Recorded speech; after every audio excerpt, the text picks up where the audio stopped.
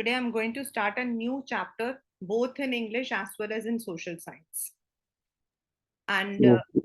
the chapter that I'm going to start in English is The Diary of Anne Frank. I don't know how many of you have actually read this diary. आज से 2-3 साल पहले के अगर आप बच्चों से बात करोगे तो they would tell that this diary of Anne Frank was one of the novel in their syllabus. मतलब हमें पूरी नॉवल पढ़ानी पड़ती थी for 10th standard. We had two novels. One was The Story of My Life and second was Diary of Anne Frank. And it was according to the schools, उनका जो मन करता था वो दो में से एक लेते थे. In ninth we had The Gulliver's Travel and Three Men in Boat, and in 10th standard we had this. This actually जो पूरी बुक है, नॉवल है, जो that is actually written by a girl called Anne Frank. And this is the period of Holocaust. Holocaust किस period को कहा जाता है? जब हिटलर जो है ज्यूस को पकड़ पकड़ कर मारता था. They were sent to the concentration camps, they were given the punishment, they were supposed to be sentenced to death. ये वो पीरियड है. एंड उस पीरियड में there were so many atrocities, बहुत सारे ऐसी ब्रुटैलिटीज थी जो शायद जब हम इस मतलब की पूरा पढ़ते हैं, लेकिन आपके इस वक्त in your 10th syllabus right now you have a very short description. And ये जो डिस्क्रिप्शन है दिस इज ओनली अबाउट जब एने फ्रैंक करके एक लड़की थी, जब वो 13 साल की हुई, when she was 13 years. तो at that period she was gifted a diary. आजकल तो बच्चों को अगर हम मोबाइल भी दे दे तो भी कहते हैं पापा क्या दिया आपने. उन दिनों में तो एक डायरी या नोटबुक देना भी बहुत बड़ी बात थी. And this is written somewhere in 1942. तो she was so happy. Now questions जो पेपर में आते हैं वो, उसको वो जो डायरी थी उसे देखकर बहुत ज्यादा खुशी हुई. एंड इन फैक्ट उसको लगा कि she should give the diary a name. उसको अपनी डायरी को एक नाम देना चाहिए. And she gave that diary the name kitty. और उसको पहले तो she was one of the very repeated questions of boards. पहले तो शी वॉज अम्यूजिंग कि मैं इस डायरी में क्या लिखूं, what should I write. And then एक 13 साल की बच्ची अगर वो डायरी लिखती है तो कौन उसे पढ़ेगा, और वैसे तो डायरी अपनी पर्सनल होती है. एंड देन इवन अगर वो खुद भी पढ़ेगी तो हो सकता है कि she might be embarrassed. On the other hand उसको लगा the most repeated questions in all the schools and boards, paper has more patience than people. ये वाला जो phrase है class 10, this is one of the very repeated and you can say short question from this chapter. अगर इस chapter से आता तो ये question आता है. Paper has more patience than people का मतलब क्या होता है? मतलब आप अगर अपने दोस्त को कुछ बताते हो, मतलब मान लो आपका पक्का दोस्त है, but still there might be possibility कि वो किसी और को बता दे, वो आपका मजाक उड़ाए, the person may make fun of you. लेकिन जो पेपर होता है वो किसी को कुछ नहीं बताता. The paper doesn't go and tell it to anybody. It will not make fun of you. आपने जो अपनी फीलिंग्स अपने पेपर में लिखा है, that feelings are going to be there itself. It will not be told to anyone. And इसलिए उसको लगा, हालांकि उसका एक परिवार है, फ्रेंड्स है, but still she did not have anyone who was very close to her. एक होता है फ्रेंड, एक होता फ्रेंड. फ्रेंड तो सभी होते, बट एक होता है close friend. I don't know आज की डेट पर आप लोग जो बच्चे हो, how many of you are having the close friends, I don't know. But I remember when I was in 9-10 तक तो मेरे कोई फ्रेंड्स नहीं थे. I didn't have any one. मतलब 10 तक तो ऐसे ही चलता था. In 11th standard I had a friend. She came from Bombay and हमारा काफी अच्छा रैपो बन गया, because I am very boring person. मेरे इतने जल्दी फ्रेंड्स नहीं बनते. And then 11th 12th में she went back to Bombay. Again in 12th standard one more girl joined, Jyoti, and she was my best friend. And हमारी जो friendship थी ना वो ऐसी नहीं थी जैसे नॉर्मल होती है. हमारा तो ये होता था कि अगर हमने खाना खाया है, हमने पानी पिया ना, that also we would be telling each other. And this way we had lots of what we call as affection.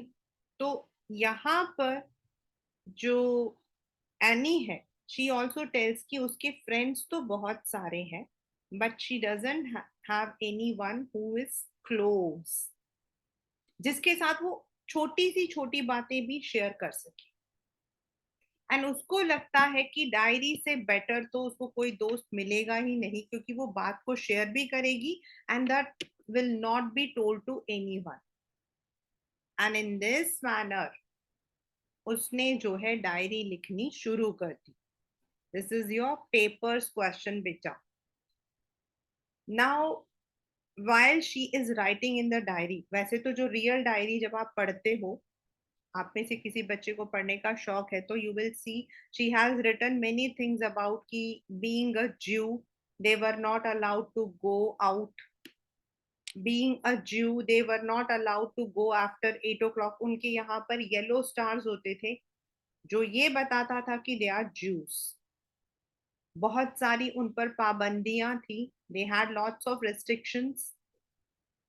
They were not suppose to take ice creams for the normal shop, ऐसे करके. लेकिन लेकिन इस वाले chapter में जहां आपका है, उसके अंदर she has only taken one single incident, जिसके ऊपर आपके 3 क्वेश्चंस आते हैं पेपर के अंदर. The first incident she says is that कि व्हेन शी वाज, मतलब उनके फाइनल एग्जाम्स के रिजल्ट्स आने थे. अब आपको भी पता है फाइनल एग्जाम्स के रिजल्ट्स आते हैं तो हाउ डू वी फील, हमें कैसा लगता है, धक धक धक धक धक धक. तो जो पूरी क्लास थी वो बहुत परेशान थी, नर्वस थी. उस जमाने में क्या होता था बच्चे, the results were not like what we have today report card में लिखकर. The results would be announced, assembly में अनाउंस होते थे. जो फर्स्ट सेकंड थर्ड होते थे या फिफ्थ तक की जो पोजीशंस होती थी, they were announced in the assembly and the rest will be given in the. तो आप सोच सकते हो. और उनके भी क्लास में अनाउंसमेंट होनी थी. अब वो कहती है इसमें एक पेपर में जो क्वेश्चन पहला आता है, teachers are the most unpredictable creatures of on the world. When you will read the NCERT, you will understand. Teachers are the most unpredictable, मतलब टीचर्स को आप प्रिडिक्ट नहीं कर सकते हो, क्योंकि उसके अकॉर्डिंग स्कूल में जितने बच्चे थे उसमें से 90% बच्चों को तो एक्चुअल में फेल होना चाहिए, लेकिन फिर भी पता नहीं कैसे वो लोग पास हो जाते थे. तो वो कहती है कि पता नहीं टीचर्स कैसे चेकिंग करते हैं, क्या करते हैं. But the one thing is that की she thinks teachers are very unpredictable. Paper का क्वेश्चन ही है. नाउ उसको किसी भी प्रॉब्लम, उसमें प्रॉब्लम नहीं आ रही है. उसको सिर्फ एक सब्जेक्ट का डर है एंड वो है मैथ्स. और मैथ से उसको क्यों डर है, not that because she was very weak in maths, but उसकी मैथ्स के टीचर के साथ में 36 का आंकड़ा था. Means she was very talkative.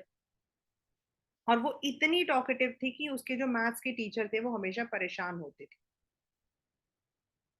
And he would be always giving some or the other punishment to Anne so that she doesn't talk.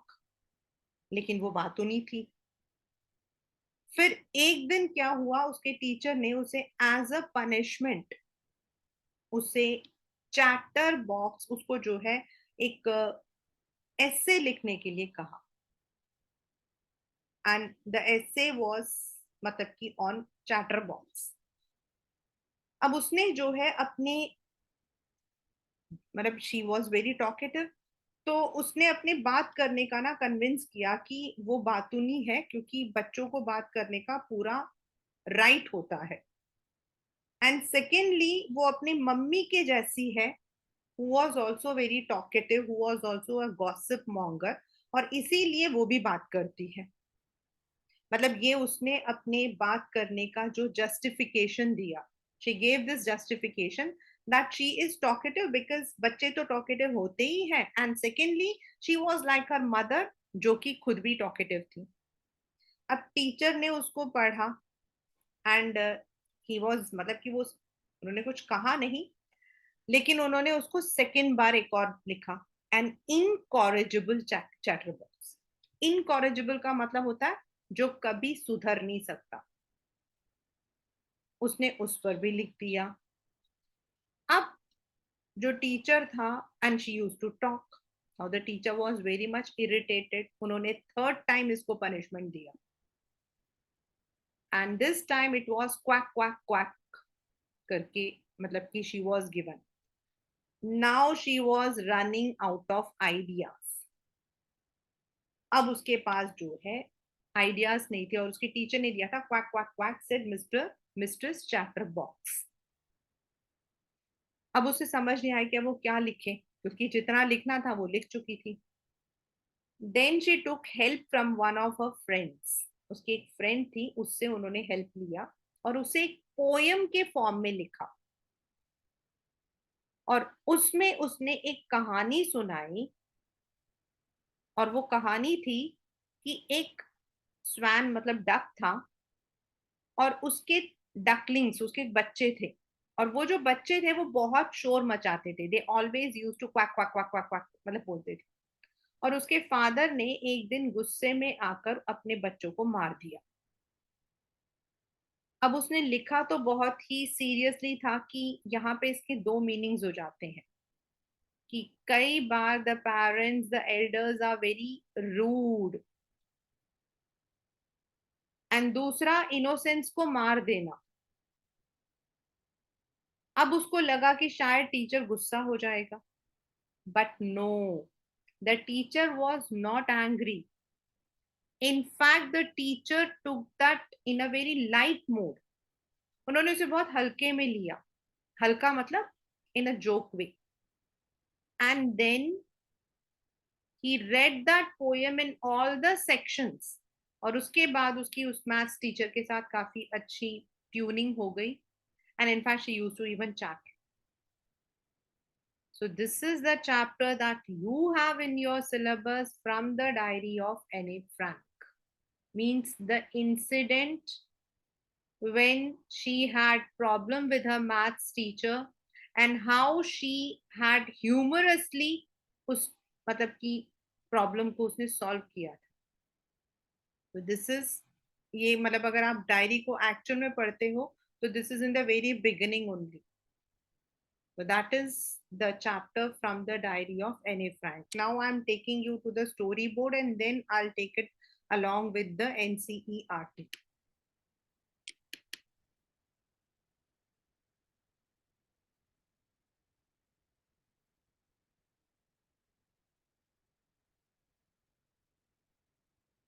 If you see on your screen,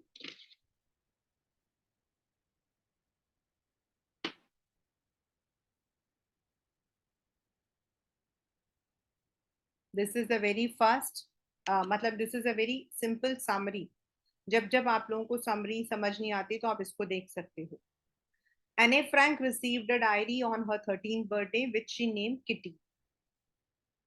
Then she wondered if she should write her feelings in that, but later she decided paper has more patience than people. ये आपके exam का एक बहुत important paper मतलब की question है.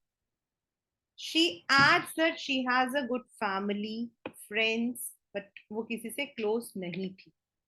और उसने अपनी डायरी में अपने फादर, उनके जो फादर थे ऑटो फ्रैंक, उसके हिसाब से he was the most humble person on the world. And उनकी जो ग्रैंड मदर थी जिनकी डेथ हो गई थी, एंड जब ये मतलब डायरी के अंदर आप बहुत सारी चीजें पढ़ोगे, that how she came back, and उससे पहले वो अपनी ग्रैंड मदर के पास रहती थी, और जब इसका बर्थडे हुआ तो उसने ग्रैंड मदर के नाम पर कैंडल भी जलाया. She has also written about that. Then on 20 June 1942 the class was very nervous क्योंकि उनका रिजल्ट आना था. लेकिन उसको सिर्फ मैथ्स की ही चिंता थी, क्योंकि उसके according teachers were the most unpredictable creatures on the world. Then, as I said, her maths teacher was often annoyed with her. क्यों? क्योंकि वो बहुत बातूनी थी. एंड द फर्स्ट पनिशमेंट उसको जो मिला था वो था कि उसे एक एसे लिखना है ऑन चैटर बॉक्स. और उसने लिखा भी. एंड शी इवन कन्विंस्ड कि चैटरिंग करना या बात करना जो है वो उसकी एक, दैट इज हर प्रिविलेज, और वो अपनी मदर की जैसी थी. सेकेंडली, उसके जो टीचर थे, he gave the next punishment on incorrigible chatter box. Now incorrigible का मतलब होता है the one who doesn't get repaired, जो कभी सुधर नहीं सकता. उसने वो भी लिख दिया. अब उसके जो टीचर थे वो कन्विंस नहीं थे, उन्होंने एक और टॉपिक दिया, quack quack said mistress chatterbox. अब उसके पास तो आइडियाज थे ही नहीं. तो she thought what to do. Then उसने अपने फ्रेंड की मदद से एक पोयम लिखा about a father duckling and a child, मतलब चिल्ड्रन, जिन्होंने अपने बच्चों को मार डाला था because they quack too much. Though the poem was very serious, मतलब मार दिया, लेकिन टीचर ने उसे बहुत ही लाइटली लिया. सारे क्लासेस में सुनाया कि देखो कितनी उसके अंदर, मतलब how much talented she is. And उसके बाद even she was allowed to talk and they had a very good tune. So this is what we have in our, what we call age, इस वक्त में जो आपके है वो यही है. So this is the chapter from the diary of Anne Frank. When I started the session, I told you that this is about Anne Frank. And जब आपके नाजीज का प्रॉब्लम था, atrocities थी, at that period, Anne Frank had written this diary.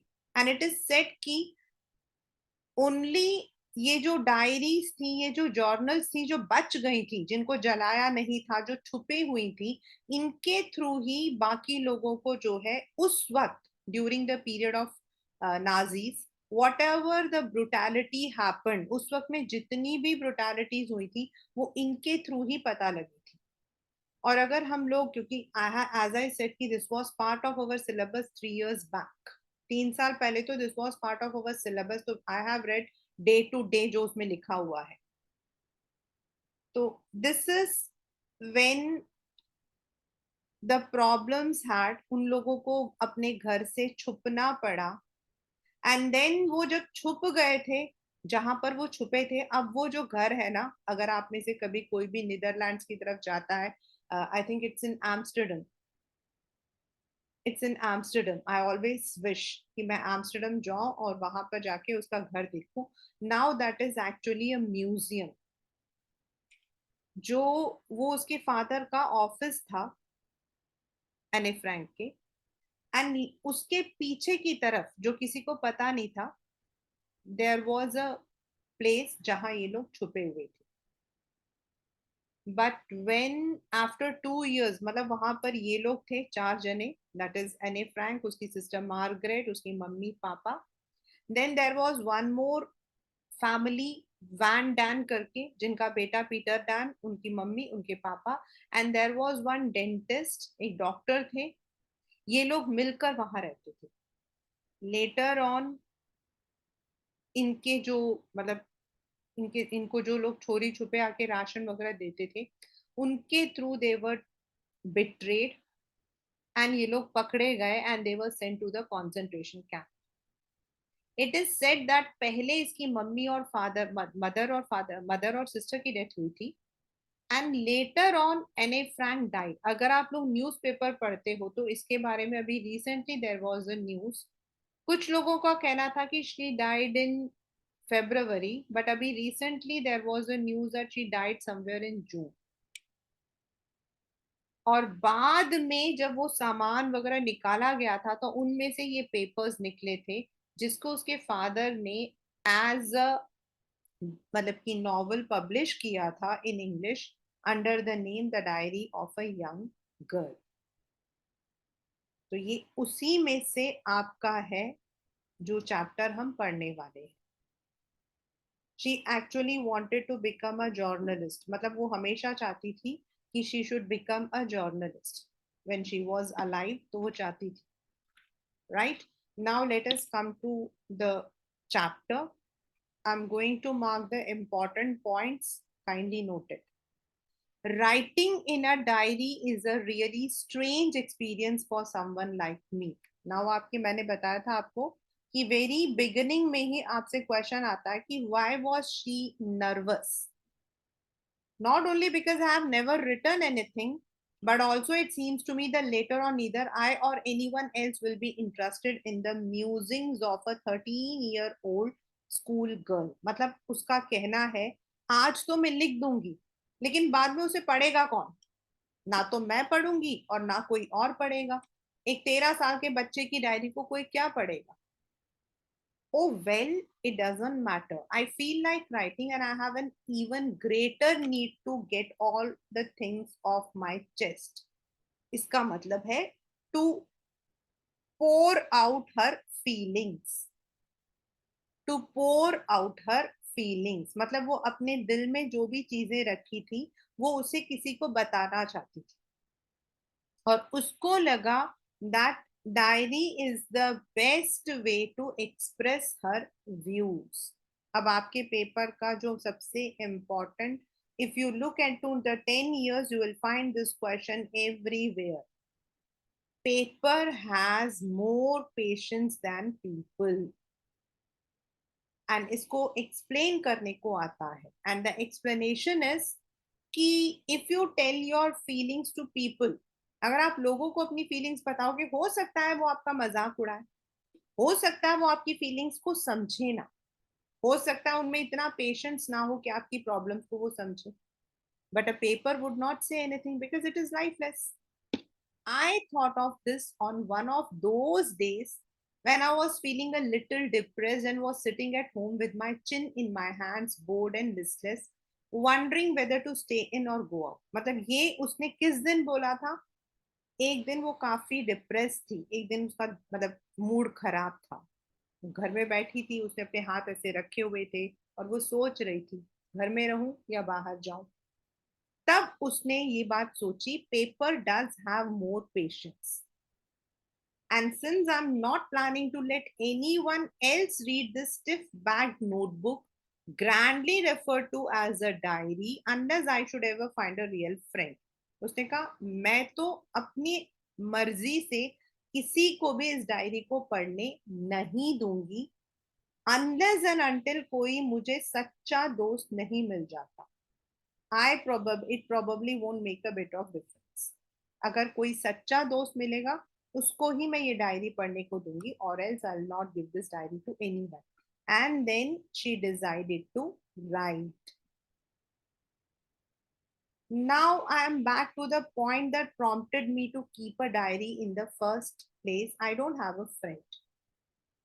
Let me put in more clearly, since no one will believe that a 13-year-old girl is completely alone in the world. भाई मेरा कोई दोस्त नहीं है. फिर वो कहती है कि भाई अगर किसी को आप ये बात बोलोगे ना कि 13 साल के बच्चे का कोई दोस्त नहीं है, कोई बिलीव नहीं करेगा. And this is true. ऐसा नहीं है कि नहीं होता है. Even I did never have. But normally this is the age, means the teen age ऐसा होता है when we actually have friends. If you look into the life journey of a person, किसी भी इंसान को देखोगे ना, आप अपने आप को देखो, 7 8 9 10 साल तक तो हम अपने पेरेंट्स के साथ घूमते हैं, जहां पेरेंट्स जा रहे हैं वहीं. देन फ्रॉम 11 टू 19 20 30 इयर्स तक हमें लगता है we should have our privacy. ऐसा नहीं है कि पेरेंट्स हमारे दुश्मन होते हैं, no, but we love to be with our friends, we love to be with our own group. फिर उसके बाद तो लाइफ की जिम्मेदारियां शुरू हो जाती हैं, फिर लाइफ है, ऑफिस है, बिजनेस है, तो we are busy in that. Therefore उसका मानना था कि भाई अगर किसी को वो बताएगी 13 साल की बच्ची का कोई फ्रेंड है तो वो हंसेंगे. एंड आई एम नॉट, मैं अकेली भी नहीं हूं. I have loving parents and a 16-year-old sister, and there are about 30 people I can call friends. और करीब 30 लोग हैं जो उसके फ्रेंड्स हैं. I have a family, loving ones, good home, सभी हैं. मतलब she has all. No, on the surface I seem to have everything except me one true friend. No, on the surface मतलब overall, overall she had everything. मतलब जैसा होना चाहिए, सब उसके पास दोस्त भी है, उसके पास फैमिली भी है, but on the other hand उसको अंदर से लगता है she did not have a true friend. And as I say, true friend कौन होता है? The friend who does not make fun of you, the friend who is always with you. All I think about when I'm with friends is having a good time. I can't bring myself to talk about anything but ordinary everyday things. We don't seem to be able to get any closer, and that is the problem. अब वो बताती है कि उसकी problem क्या है, वो friends क्यों नहीं बना पाती है. क्योंकि जैसा वो लोग बात करते हैं, वो जो रूटीन बातें होती हैं, बच्चे क्या बात करते हैं? गेम्स. गर्ल्स बात करती हैं fashion, cooking, these are the things of routine. But उसको वो सब बातें नहीं करनी है. She wants to talk something intellectual, वो कुछ अलग बात करना चाहती है. और यही प्रॉब्लम होती है, because every one will not understand कि भाई आप क्या बात करना चाहते हो. नॉर्मली पीपल लाइक गॉसिप, ये आप लोग भी समझते हो. वहां क्या हो रहा है, उस क्लास के अंदर क्या हो रहा है, पड़ोसी के घर में क्या हो रहा है. वी आर नॉट बॉदर्ड कि हमारे घर में क्या हो रहा है या नहीं हो रहा है. We will be spending 1 hour in talking that पड़ोसी के घर में क्या हो रहा है ना. And when people don't talk like that, दूसरों को लगता है वो तो अकड़ू है या तो बेवकूफ. That's the main problem. Maybe it is my fault that we don't confide in each other. Confide का मतलब होता है to tell. मतलब हो भी वो अपनी, वो कहती है हो सकता है मेरी ही गलती है कि मैं अपनी बात दूसरों को नहीं बता पाती. In any case, that is just how things are, and unfortunately, they are liable to change. This is why I have started a diary. आपके पेपर में अगर क्वेश्चन आता है, why she started writing a diary, तो आपको लिखना है that according to her, according to her, she did not have a true friend to whom she could confide everything, जिसको वो अपनी हर बात शेयर कर सके. confide मतलब शेयरिंग. बट उसके फ्रेंड्स बहुत हैं, but she did not have anyone जिसके साथ में वो बहुत अच्छे से शेयर कर सके, और इसीलिए उसने सोचा she should write a diary to enhance the image of this long waited friend. This is actually a metaphor. And ये जो friend है, this has been used for the diary. I don't want to jot down the facts in this diary the way most people would do, but I want the diary to be my friend, and I'm going to call this diary as Kitty. उसने कहा मैं लंबा चौड़ा कुछ नहीं लिखना चाहती हूँ, बस इसको मैं एक दोस्त की तरह मानकर I am going to start. और उसकी डायरी का नाम क्या था? Kitty. Since No one would understand a word of my stories to Kitty if I were to plunge. Plunge का मतलब होता है डूब जाना, right in. Go in depth. Plunge right in means go in depth. अगर मैं बहुत ज्यादा डीप लिखूंगी तो कोई नहीं समझेगा, इसीलिए मैं बिल्कुल ब्रीफ स्केच लिखना चाहती हूँ. मतलब she wanted to be brief because she did not want कि बहुत लंबा चौड़ा कोई डीप चीज लिखे जो दूसरों को ना समझे. My father, as I told you, वो अपने फादर और अपनी ग्रैंड मदर से बहुत ज्यादा क्लोज थी, and this has come in the paper also. How can you say that Anne was close to her father and grandmother? My father, the most adorable father I have ever seen, didn't marry my mother until he was 36 and she was 25. Actual में जो ये mother इसकी जो थी वो second wife थी, and उन्होंने जो है जब तक शादी नहीं की थी जब तक वो एक मेच्योर पर्सन नहीं उन्हें लगा था. My sister Margot was born in Frankfurt in Germany in 1926 and I was born in 1929. मतलब उन दोनों में 3 साल का फर्क था. I lived in Frankfurt until I was 4. Frankfurt is in Germany. My father emigrated. बेटा इमिग्रेशन होता है किसी कंट्री के अंदर आना, एमिग्रेशन होता है कंट्री से बाहर जाना. बट यहाँ पर वो प्रॉब्लम स्टार्ट हो गई थी तो उसके फादर जो है हॉलैंड चले गए थे 1933 में. My mother Edith Hollander Frank went with him to Holland in September while Margaret and I were sent to Aachen to stay with our grandmother. मतलब शुरू शुरू में तो पहले पेरेंट्स गए, ये और इसकी सिस्टर ग्रैंडमदर के पास थी. बाद में मार्गरेट भी चली गई और ये अपनी ग्रैंडमदर के पास रह गई थी फॉर 2 months.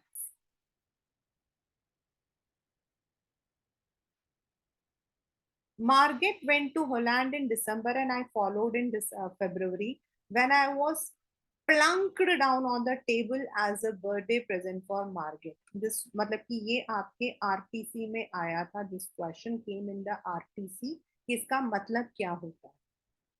इसका मतलब था कि वो तो चली गई थी, वो इसे 3 साल बड़ी थी, दैट इज 3, मतलब वो 7 साल की थी उसकी जो सिस्टर थी, एंड ये कितने साल की थी? She was only 4 years. तो जब ये 4 साल की थी तो इसको जो है मतलब उसकी सिस्टर का बर्थडे था, तो लाइक अ बर्थडे गिफ्ट इसको जो है रखा गया था ऑन द टेबल कि देखो तुम्हारी बहन आ गई. She was given like a gift. She was put down on the table, उसको टेबल पे रखा गया था. This came in the RTC. I started right away at the Montessori Nursery School. In the हमारे यहाँ पर बाल Bharti is having Montessori, but all other जो schools हैं they are having the, हम लोग जो बोलते हैं ना, नर्सरी करो फिर प्रेप करो फिर फर्स्ट क्लास करो. So we have a nursery system, but in some schools we have the Montessori system.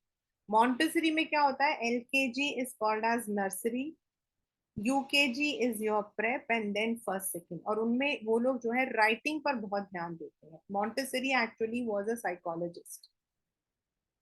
I stayed there till I was 6 at which I started in the first form. First form मतलब first class. वहां पे हम लोग classes नहीं forms बोलते हैं. In the sixth form my teacher was Mrs Kuperus, the headmistress. मतलब जो हेडमिस्ट्रेस थी वही इसकी टीचर थी. एंड इसके साथ उनकी ट्यूनिंग बहुत अच्छी थी. They had a very good bond. They shared a very good bond. And जब इसको स्कूल से जाना था, at the end of the year we both were in tears as we said a heart breaking farewell. जब इसे Montessori छोड़कर उधर से सिक्स सॉरी उस स्कूल को छोड़कर जाना था, ये और इसकी जो इसकी टीचर थी दोनों ही रो पड़ी. In summer, this is where I said कि हाउ डू यू नो. ये रहा ये वाला question. What tells you that Annie loved her grandmother? यही वाला question. But this question came that how do you know that Annie loved her grandmother. या फिर आपके पेपर में क्वेश्चन आ सकता है, Anne was very close to her grandmother, comment. Anne was very close to her grandmother, comment. In summer 1941, grandma fell ill and had to have an operation. So my birthday passed with little celebration. क्योंकि जून में पैदा हुई थी.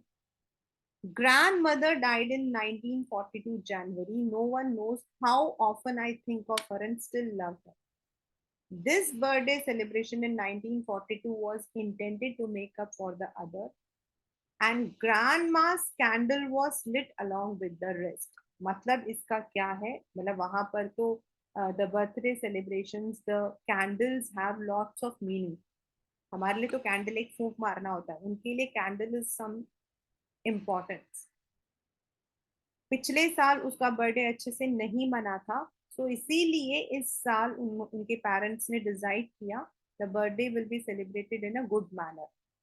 और जब वो candles लगाते हैं 13, 14, 15 करके, तो उसमें एक कैंडल ग्रैंड मदर के नाम से दिया था, to pay gratitude to her grandmother, to pay respect to her grand mother.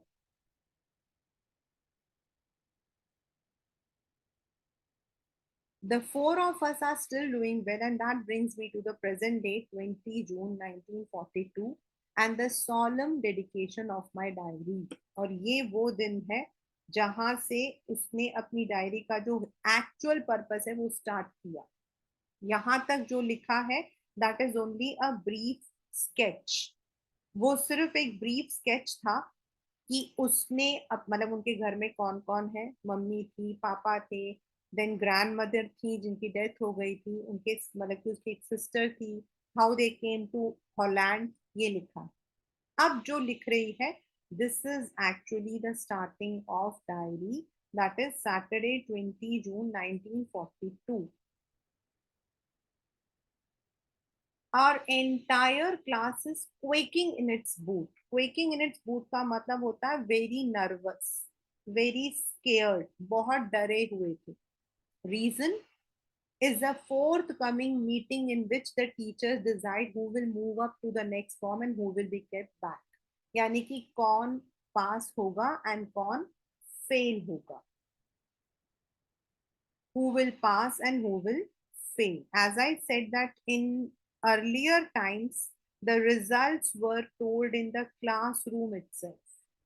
Half the class is making bets. ये जो GN, CN है ना, they are all the short forms of our friends. GN and I laugh ourselves silly at the two boys behind us. CN and Jacques, who have staked their entire holidays on their bet. मतलब उन्होंने उनके पास जो पैसा था उन्होंने शर्त लगाई थी, तू पास होगा मैं पास होंगी, तू पास होगा मैं पास होंगी कर. मतलब they had put the bet from morning to night, it is you are going to pass, no I am not, no I am not. मतलब वो सिर्फ यही बात कर रहे थे, तू पास होगा, नहीं नहीं तू ही पास होगा, मैं नहीं हूँ.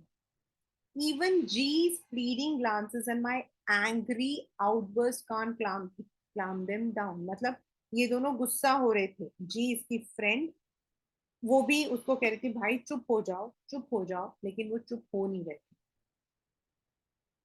If you ask me, this is the one which I said very important. If you ask me, there are so many dummies that the quarter of the class should be kept back. मतलब हमारी class में इतने dump बच्चे थे, इतने under achievers थे कि 25% of the students actually should not pass. But teachers are the most unpredictable creatures on earth. ये मैंने अभी आपको बताया था. When I had taken the summary, I told you this has come in the exam. What does it mean? मतलब you never know how the teacher actually checks the paper और कब कौन पास हो जाता कौन फेल हो जाता. And this is very true also. This is very, मतलब जब हमारे सीबीएसई के रिजल्ट्स आते हैं ना, तो at that time we really certain times we are really jolted. हमें तो मतलब कि ऐसा शॉक लगता है. I'll share one of my incidents which is really very funny incident and real, and this is a reality also. My daughter was in मतलब कि 10th standard, बड़ी वाली daughter, and with God's wish was intelligent. तो अब जब result आया, natural है कि भाई बोर्ड का रिजल्ट तो बोर्ड का ही है, वो मतलब कि कुछ भी है। बट व्हेन द रिजल्ट्स केम, तो देयर वाज वन बॉय जो क्लास बिल्कुल नहीं आता था। ही डिड नॉट स्टडी, बहुत अच्छा बच्चा था वो। सी, अच्छा बच्चा is not who is getting 100 on 100। अच्छा बच्चा होता है जो सिंसियर हो, स्माइलिंग हो, बहुत रिस्पेक्टफुल था। मतलब वो इतना रिस्पेक्टफुल बच्चा है, आई कांट इवन, मतलब मैं आपको बता नहीं सकती हूँ कि उसका जो, मतलब he would never never and never speak anything wrong about any teacher. He was a Sardar ji. तो अब उसका तो जो था, हिसाब ये होता था कि उनका अपना ही ढाबा था, ढाबा है in fact, it's on the goal चक्कर ऑफ सीमापुरी शाही ढाबा। तो उसके साथ में क्या होता था कि उसको इतना होता था कि बस मैं कैसे भी हो थोड़ा बहुत पास हो। एंड आज भी अगर आप उससे बात करोगे ना, तो you will find that he doesn't even know the basics of English, मतलब इस कहाँ लगाना, वॉज कहाँ लगाना। But when the results came, the entire school was shaking, because उसने टॉप किया था इंग्लिश को।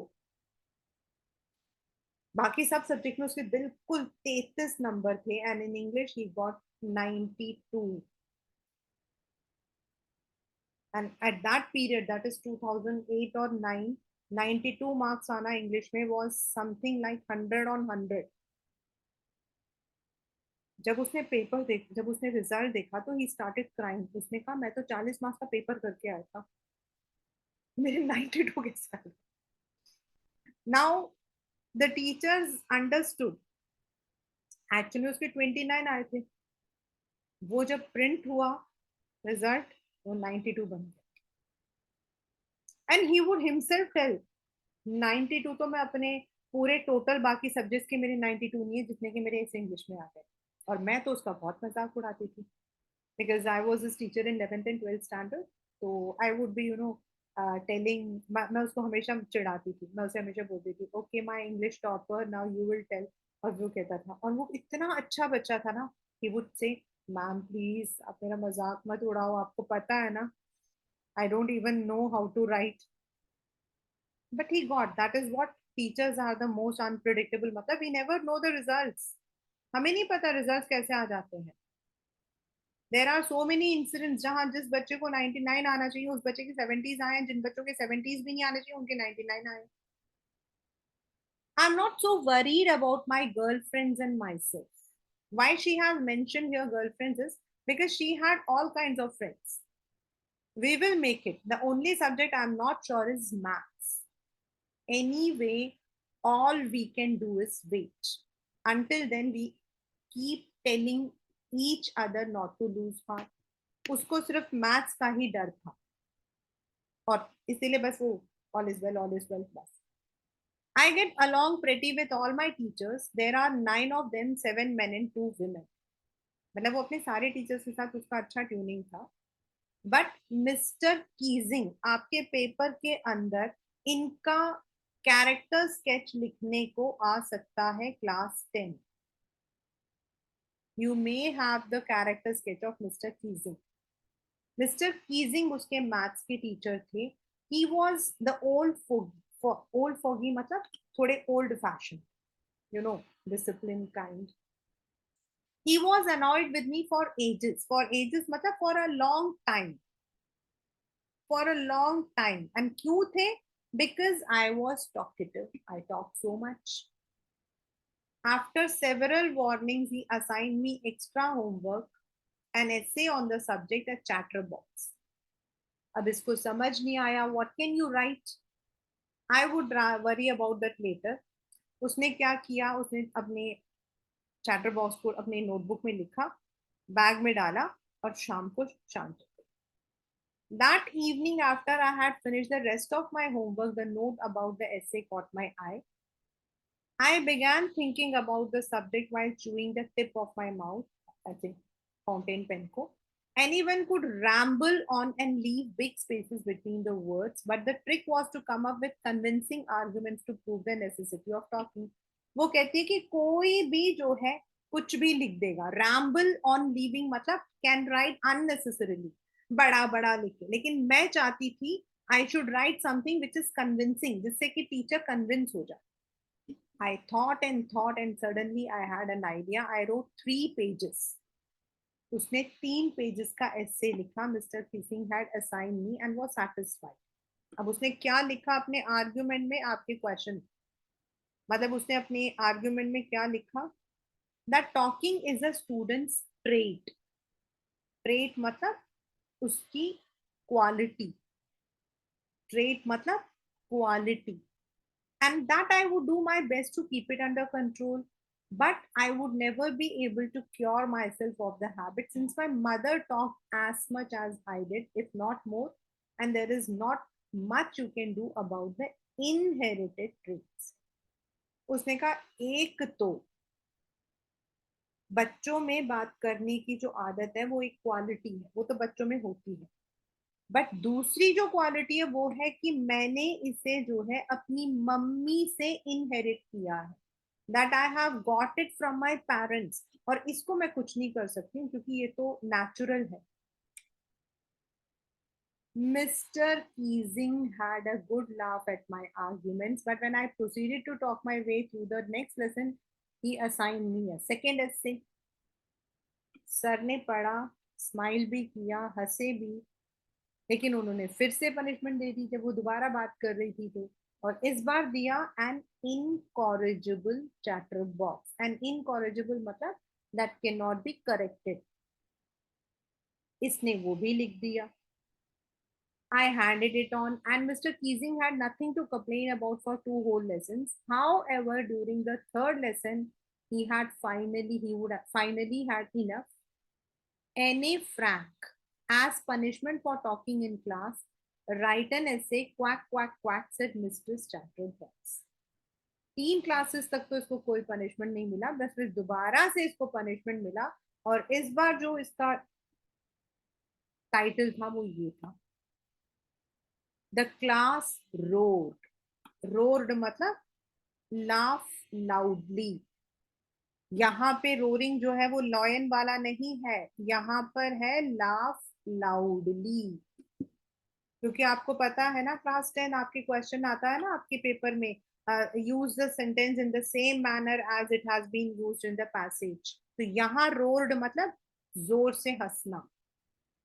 यहाँ पे लॉयन वाला रोरिंग नहीं है. I had to laugh too, though I had nearly exhausted my ingenuity on the topic of chatterboxes. मतलब अब उसके अंदर सारे आइडियाज जो थे, she had run out of ideas. उसके जो आइडियाज थे वो खत्म हो गए थे. Now she had no ideas on chatterbox. It was time to come up with something else, something original. My friend Sam, who was good at poetry, offered to help me write the essay from beginning to end in verse.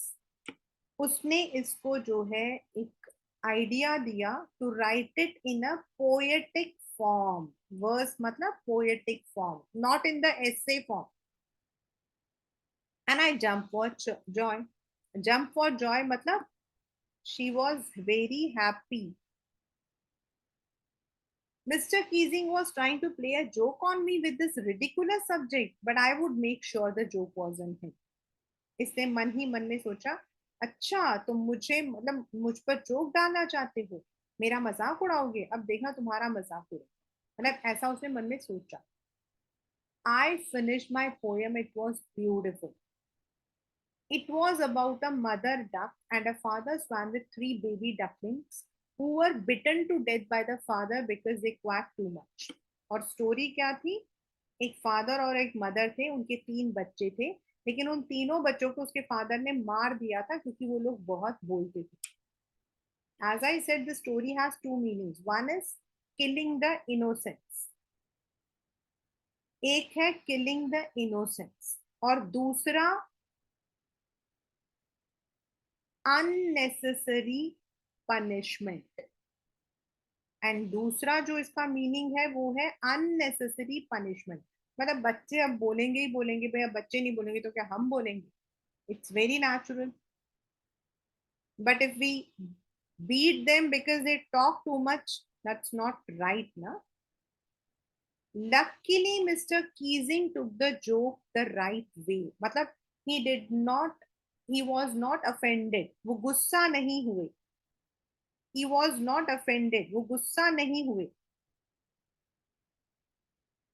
He read the poem to the class, adding his own comments and to several other classes as well.